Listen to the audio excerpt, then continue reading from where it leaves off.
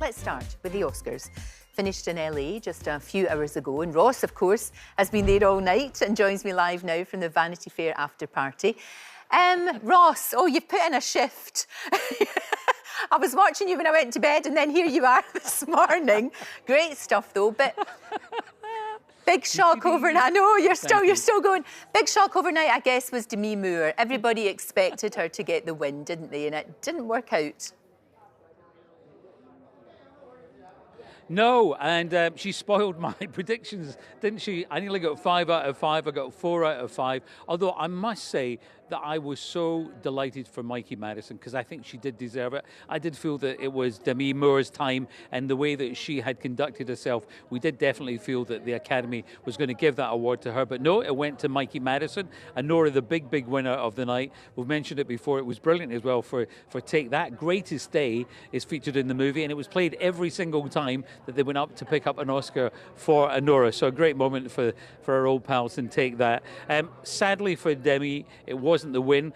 There was almost sort of that thought of it was a little bit like The Substance. The younger woman actually won. But the good moment for Demi was that there was a lovely cast reunion 35 years on, Lorraine, can you believe it? 35 years on from Ghost, and she was on the carpet with Whoopi Goldberg. We saw that. Big winner Zoe Saldana, Kieran Culkin, Adrian Brody. More about him in a moment, but let's check out the evening that just happened. We were talking earlier about Adrian Brody, weren't we? And this incident with his chewing gum, Ross, it's all very strange. Yes. Well, first off, Adrian's speech went on and on and on, a bit like The Brutalist. It could have done with an intermission, but we nearly had that because the music played, then he stopped the music, then he went back to it. But as he went up on stage, as we were talking about it, that bizarre thing where he actually took the gum out of his mouth and threw it back towards his girlfriend, Georgina Chapman, who, of course, we used to see on carpets here. She was married to Harvey Weinstein. A very odd moment. I think she actually missed it, but not the nicest thing to do, is it? Throw your bit of chewing gum to your girlfriend? Not keen on that at all. I don't like that. It reminded me of the time that I interviewed Mariah Carey, and she took her chewing gum out and gave it to some poor wee soul that was, you know, one of her entourage, and that was his job, basically. Just because the thing is, if you're sitting there, Ross, and you know it's your category and you're chewing away, you would get a wee hanky and you'd very discreetly put it in your pocket or whatever. You don't do that. It was really weird, wasn't it? It was just bizarre. Oh. It was pretty disgusting. Also, can you not even just put it in the corner of your mouth? Too many options. And the option he went for was, I'll just turn around and throw it back. Not good, not good. Although, and you said he went on and on a bit, didn't he, in his speech? Oh, my goodness me, he certainly did. He went on and on and on here. He's been known for going on and on. In fact, at the SAG Awards, Kieran Culkin was the one who was actually talking about him and sort of saying, when it comes to you, remember to try and keep it briefer than you normally do. He didn't pay attention to that tonight. But the whole awards just went on forever. It was like 3 hours, 45 minutes. It was even longer than The Brutalist. Good grief. You mentioned Kieran Culkin there. He kept his speech to time. I'm so glad that he won. He's such a brilliant actor. Yeah, it's been the most incredible run for him. You know, we were speaking with Jesse Eisenberg, who was saying that we didn't pay him much money for a real pain, but we're paying him in awards because he's won basically absolutely everything. And of course, there was that funny moment when it came up that he would like to have a 4th child, and he was only going to get one because his wife said, well, if you win an Oscar, that's what will happen. Before we go back to our Ross, TikTok star Joe Baggs is right here with all of those Oscars moments that are going viral. Yes. What shall we start with then? We'll start with a cocktail that I've made you. So I've been in the studio making you a cocktail this morning. So it is a blend of espresso, tequila, fig syrup, and salt water. They were all drinking it last night at the Oscars to party. Well, so cheers. Cheers. Yeah. Who doesn't want a cocktail at 9:30? Oh, that's quite weird. It is. But strangely, but I kind of liked it. Strangely, I like it. And obviously they're all doing that because it would keep them awake. Exactly that. And, you know, they don't like vodka over there, do they? They love a tequila over in the US. Yeah, it's trendy. Right. It's trendy. Okay. Oh, is tequila trendy? I can't do it. I can't come straight back up. Anyway, so... Thanks for sharing. We'll start with Jeff Goldblum. Go on then. So he got caught by a photographer doing something very funny that we've all been guilty of doing. Right. So he was caught going through his photos of him at the Oscars while sat down waiting to watch the Oscars. He's looking at pictures of himself. Oh, I've been there. I've been there. We've all done it. Have you done it? I haven't done it, but like, yes, of course. But maybe when I was out and about and you know that there's going to be cameras because they pick up on everything. They do. So was he just kind of sitting watching the Oscars and thinking, oh, I'll just have a wee look at myself? Yeah, he's probably thinking, is it gone up yet? Do I look all right? Is it a good angle? That's what I do, you know. Is the suit looking good? Is the suit looking good? But yeah, so he was guilty of doing that. And then we also had Halle Berry, who got her own back on Adrian Brody. Oh, tell. So there's a bit of context here, right? So one of the most iconic Oscars moments ever was back in 2003 when Adrian Brody won Best Actor for his performance in The Pianist. And he did that? Yes. Yes. How old was I in 2003? 6? I don't remember that. Shut up. Sorry. However, Halle Berry gave him his award and he surprised her with an impromptu snog. So this year she went up to him on the carpet, said sorry to his wife and just gave him the biggest snog. I think we've got it there. That looks, yes, we have. A big old snog. So she really got her own back on him. Yeah. She did. And I loved that dress, did you know? Because it just reflected everything. Yeah, there were so many best dressed there. I mean, yeah, her and Demi Moore looked phenomenal, fantastic. Phenomenal. Now, look, some stars have been honoured, haven't they, for... Well, maybe for the wrong reasons. This is my favourite. I found this out today as well. A Razzie. Have you ever heard of a Razzie? Oh, I have. Oh, I've so heard of it. I mean, to be fair, it's hilarious. Yeah. It's basically, the Oscars are the best. The Razzies, of course, celebrate... the worst. The worst. I would probably win a Razzie. I would be honoured to win a Razzie. I would be honoured, but I would probably would be there. And turn up. So topping this year's awards with 3 wins, including Worst Picture in the box office, was The Bust, Madam Web. Oh, that wasn't very good. Have you seen it? I saw a trailer and thought, no, I'm not going to bother with that. And I saw the reviews, which I know you should make up your own mind. I do know that. Agreed. But before I'm going to spend 3 hours of my life, I want to know that it's worth it. Yeah, I did give it a good go. I really did. First film in a while I fell asleep during. Really? You fell asleep? I know, it was quite a long one. But... Good for them. They got an award. They got an award. So I think that's all that matters. And Madam Web also won Worst Actress for Dakota Johnson and Worst Screenplay.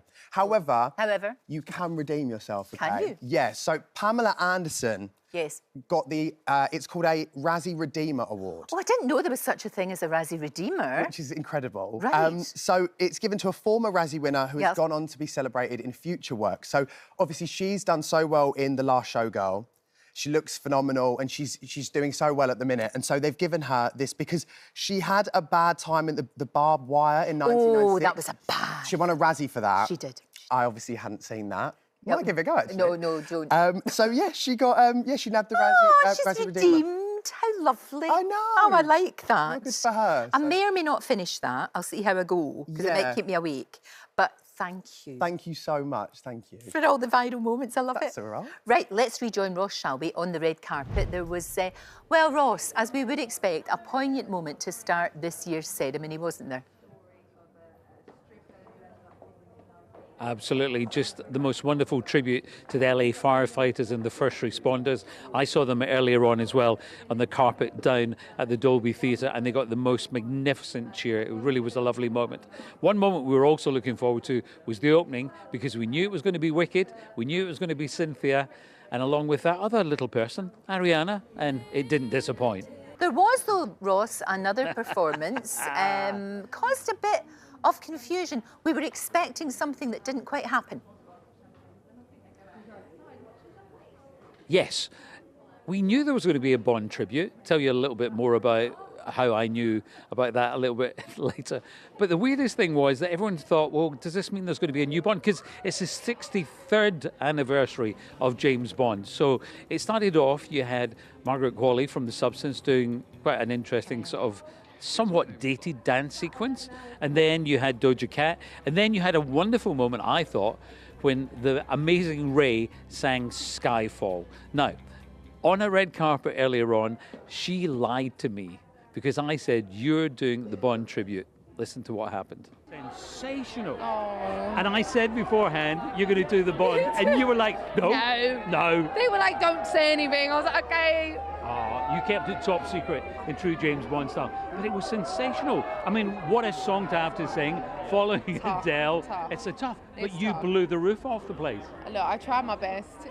Things about women, I know about bingo wings, but there was something that I did not know about, although apparently it is something that you women talk about. And again, Ray, who is just the most wonderful, open person I think I've ever met in a red carpet, talked about something that she was suffering from. Because I've been eating salad for the last 5 weeks, trying to look snatched in my dress, all right? I can't really breathe. And I got armpit vagina, which is so annoying. I hate it. Oh, worked so hard. I love her so much. She's all of us. She's all of us, and she looked absolutely beautiful. Of course, Ross, every year, you know, the Oscars pay tribute to those who have died. And in particular, because it's still very raw for everyone, Gene Hackman was remembered. Yeah. In Memoriam, this year was especially poignant, and we knew, obviously, with the passing of Gene Hackman just in the past few days, that they certainly would pay, you know, a very lengthy tribute to him, and that's what they did. Morgan Freeman, who had made 2 movies with him, one of them being Unforgiven, where Gene Hackman won an Oscar for, and it really was a really lovely tribute. And then also at the end of the In Memoriam sequence, when they have all the different faces of the people who've sadly passed on, the last one that came back up again was Gene Hackman. It really was lovely. It was indeed. I wonder, I mean, you're a veteran of these things. How would you sum up this year's Oscars? You know, once again, and I always say this, I really want the Academy to get back to recognising great movies that a lot of people have seen. And I think Anora was a brilliant movie. I absolutely loved Anora. But, you know, Wicked was there. We didn't have the Barbieheimer stuff that we had last year. And that's what you really need. I think you need to have movies that a lot of people have actually seen, rather than a whole bunch of movies that they haven't. But you know what? It's still, I absolutely love it. We have such a great time. We've got such a great team here as well. And we'll get Ellie and Cam, who've looked after me all day. They've been on their feet all day from down at the red carpet at the Dolby Theatre, and we're still going strong here. But you know what? Look at this. Look at this. There we are. That was a Hollywood stagehand.